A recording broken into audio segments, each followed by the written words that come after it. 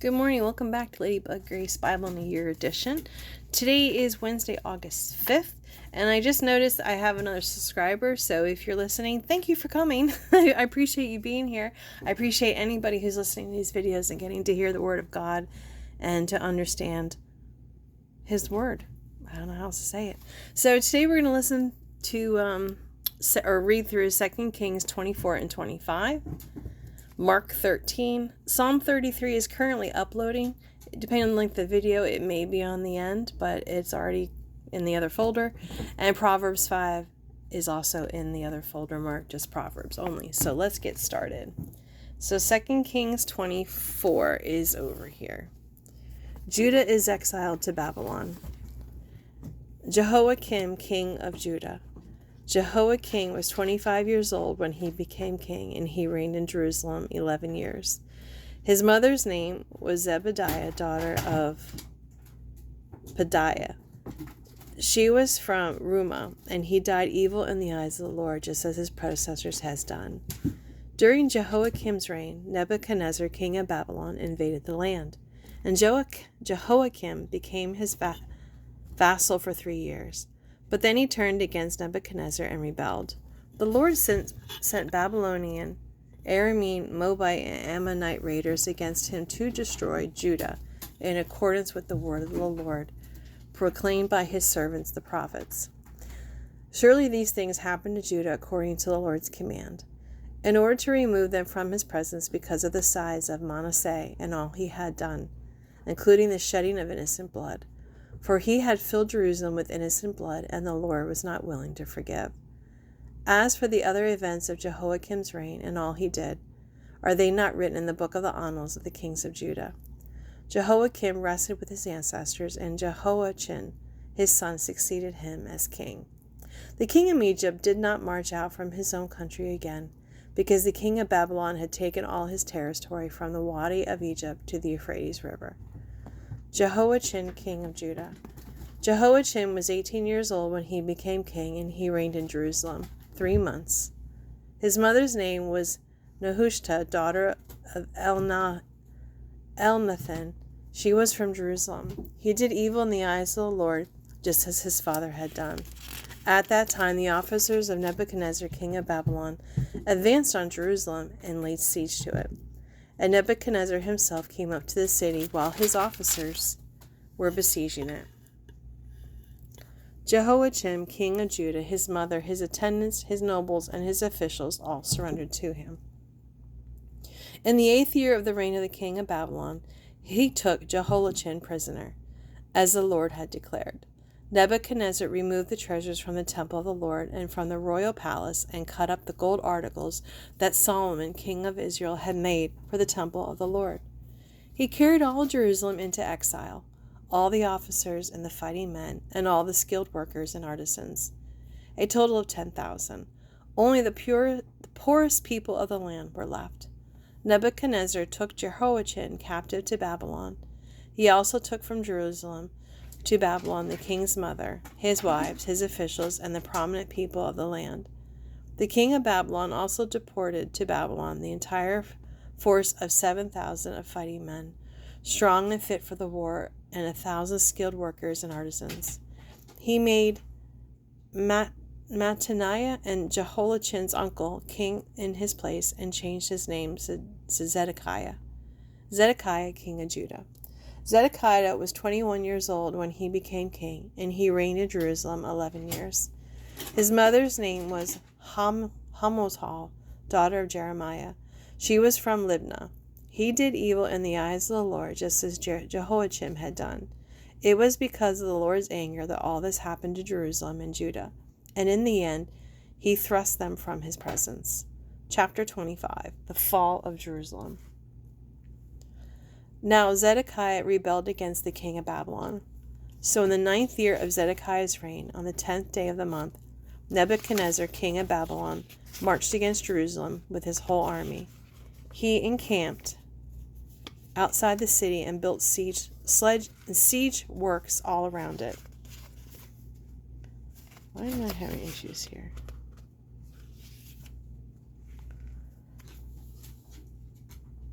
I lost my spot. I looked away.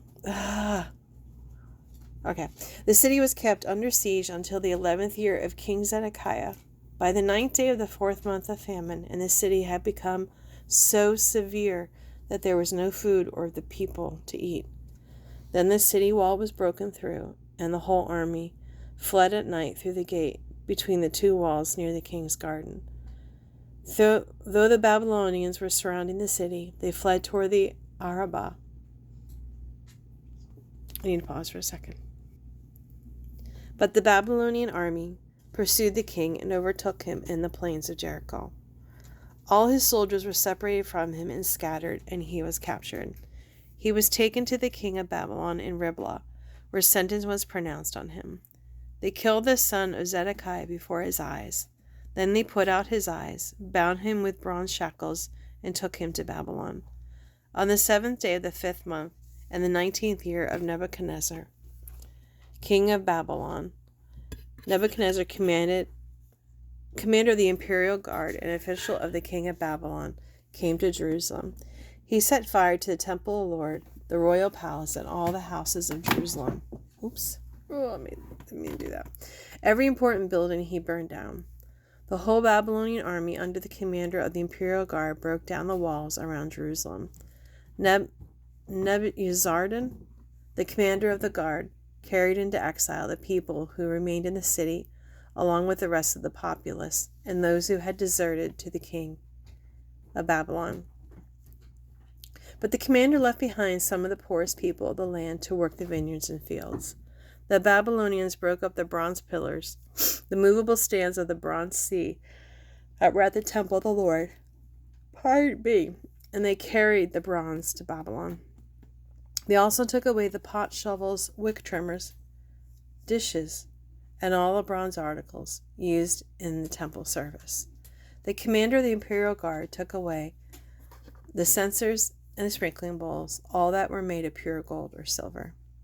The bronze from the two pillars, the sea, and the movable stands which Solomon had made for the temple of the Lord was more than could be weighed. Each pillar was 18 cubits high. The bronze capital on top of one pillar was 3 cubits high and was decorated with a network and pomegranates of bronze all around. The other pillar with its network was similar. The commander of the guard took as prisoners Serahiah the chief priest, Zephaniah the priest next in rank, and the 3 doorkeepers. Of those still in the city, he took the officer in charge of the fighting men and 5 royal advisers. He also took the secretary, who was chief officer in charge of conscripting the people of the land, and 60 of the conscripts who were found in the city. Nebuzaradan, the commander, took them all and brought them to the king of Babylon at Riblah. There at Riblah, in the land of Hamath, the king had them executed. So Judah went into captivity away from her land. Nebuchadnezzar, king of Babylon, appointed Gedaliah, son of Ahikam, the son of Shaphan, to be over the people he had left behind in Judah. When all the army officers and their men heard that the king of Babylon had appointed Gedaliah as governor, they came to Gedaliah at Mizpah. I know I'm butchering these names. Ishmael, son of Nethaniah, Johan, son of Kareah, Sariah, son of Tanhumeth, the Netophathite, Jazaniah, the son of the Maacathite, and their men. Gedaliah took an oath to reassure them and their men. Do not be afraid of the Babylonian officials, he said. Settle down the land and serve the king of Babylon, and it will go well with you. In the 7th month, however, Ishmael, son of Nethaniah, son of Elishama, who was of royal blood, came with 10 men and assassinated Gedaliah, and also the men of Judah and the Babylonians who were with him at Mizpah. At this, all the people from the least to the greatest, together with the army officers, fled to Egypt, for fear of the Babylonians. Jehoiachin released. In the 37th year of the exile of Jehoiachin, king of Judah, in the year of Awal, Marduk became king of Babylon. He released Jehoiachin, king of Judah, from prison. He did this on the 27th day of the 12th month. He spoke kindly to him and gave him a seat of honor, higher than those of the other kings who were with him in Babylon. So Jehoiachin put aside his prison clothes, and for the rest of his life ate regularly at the king's table. Day by day the king gave Jehoiachin a regular allowance as long as he lived. And we finished 2 Kings. I didn't even realize we were doing that. Huh. Key places in first. Okay, yeah, that's it for that. Okay. I'm just a little shocked. I didn't realize I was at the end. Go figure. All right, so now we're going to go to Mark 13. And actually, it looks like, depending on how long this is, we might have Psalms on this video. Let's see. All right, 13. Jesus tells about the future. As Jesus was leaving the temple, one of his disciples said to him, "Look, teacher, what massive stones, what magnificent buildings." "Do you see all these great buildings?" replied Jesus. "Not one stone here will be left on another. Every one will be thrown down." As Jesus was sitting on the Mount of Olives opposite the temple, Peter, James, John, and Andrew asked him privately, "Tell us, when will these things happen? And what will be the sign that they are all about to be fulfilled?" Jesus said to him, "Watch out that no one deceives you. Many will come in my name, claiming, 'I am he,' and he will deceive many. When you hear of wars and rumors of wars, do not be alarmed. Such things must happen, but the end is still to come. Nation will rise against nation, and kingdom against kingdom. There will be earthquakes in various places and famines. These are the beginning of birth pains. You must be on your guard.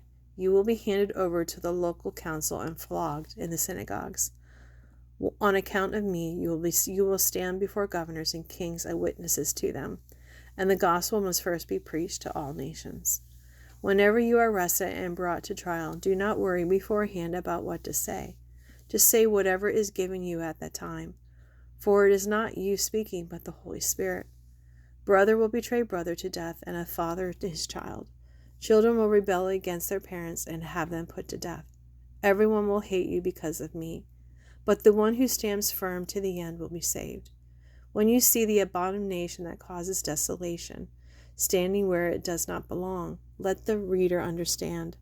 Then let those who are in Judea flee to the mountains.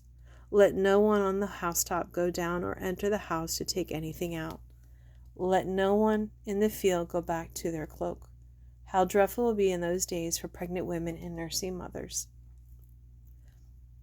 Pray that this will not take place in winter, because those will be days of distress, unequaled from the beginning when God created the world, until now, and never be equaled again. If the Lord had not cut short those days, no one would survive. But for the sake of the elect whom he has chosen, he has shortened them.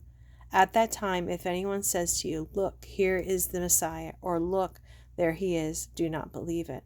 For false messiahs and false prophets will appear and perform signs and wonders to deceive, if possible, even the elect. So be on your guard. I have told you everything ahead of time." Jesus tells about his return.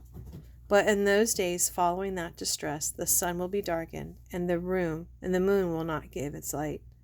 The stars will fall from the sky, and the heavenly bodies will be shaken. At that time the people will see the Son of Man coming in clouds with great power and glory, and he will send his angels and gather his elect from the four winds, from the ends of the earth to the ends of the heavens. Now learn this lesson from the fig tree. As soon as its twigs get tender and its leaves come out, you know that summer is near. Even so, when you see these things happening, you know that it's near, right at the door. Truly I tell you, this generation will certainly not pass away until all these things have happened. Heaven and earth will pass away, but my words will never pass away." Jesus tells about remaining watchful. "But about that day or the hour no one knows, not even the angels in heaven, nor the Son, but only the Father. Be on guard, be alert. You do not know when that time will come.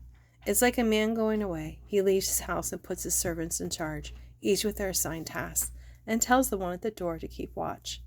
Therefore keep watch, because you do not know when the owner of the house will come back, whether in the evening or at midnight, or when the rooster crows, or at dawn. If he comes suddenly, do not let him find you sleeping. What I say to you, I say to everyone, watch." And that is the end of today's readings. Thank you so much for joining me. I'm going to leave Psalm 33 in its folder, not on this video. But anyway, we'll see you tomorrow. Have a great day, everybody. Bye.